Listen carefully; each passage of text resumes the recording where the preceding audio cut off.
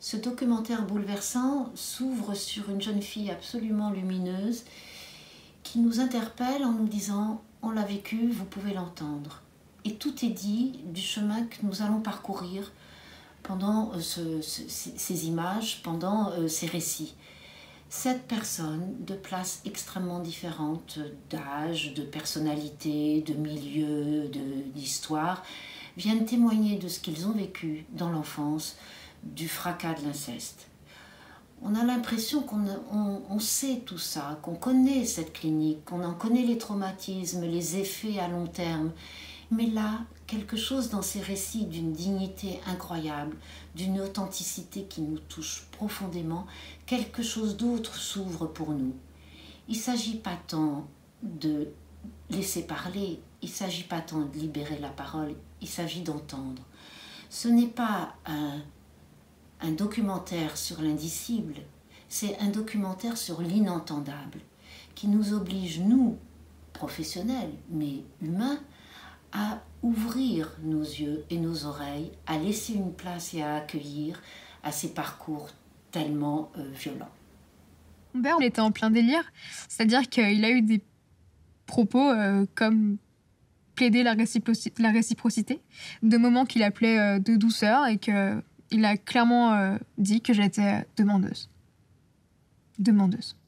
Je comprends pas comment est-ce qu'on peut s'imaginer dans la tête de quelqu'un qui va avoir, 40 ans, qu'une gamine de 11 ans, elle peut demander des trucs comme ça alors qu'elle n'en a même pas conscience.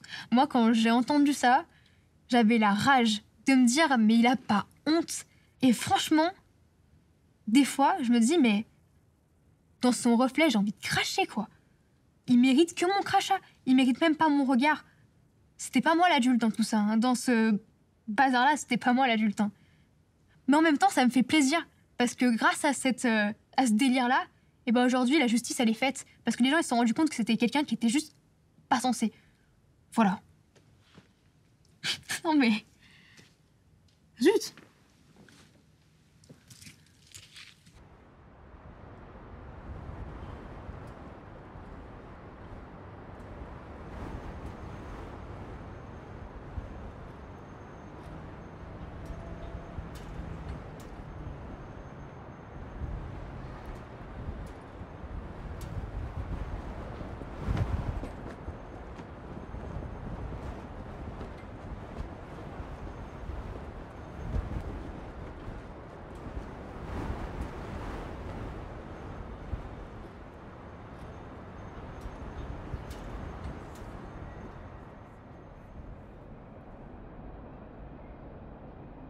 Vivre à la rue, c'est la conséquence majeure et directe de l'inceste.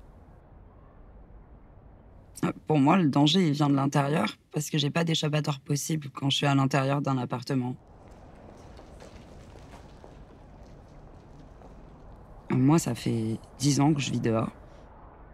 J'ai rien fait de concret dans ma vie. J'ai pas d'études, j'ai pas de travail, j'ai pas de vraie formation. Et moi, ça me blesse. Je me dis que je vaux mieux que ça, en fait. J'ai rien fait de ce que j'aurais pu faire. Et en fait, je sais que j'ai des grosses capacités. Et je les ai cachées, mais juste à cause de lui. Parce que je sais que je pourrais tellement, mais tellement plus que ça. Plus que ce que je suis maintenant, en fait. Et ça, il me l'a pris. Et malheureusement, pour l'instant, je peux pas me le rendre. Je peux pas me le redonner.